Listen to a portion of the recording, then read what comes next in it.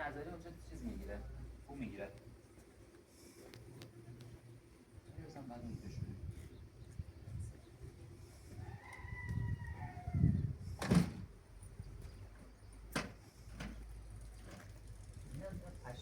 پشم سنگ بگیرم بزنیش و بزرگ آجر کار کنیم، دیوار کار کنیم توش.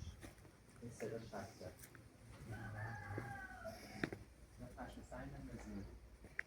پشم سنگ هم صدا نمیده. اما تو گره بندازیم. هم سخت هم بزنیم بالا. حالا پشم اما چیز داره، کلوفتره.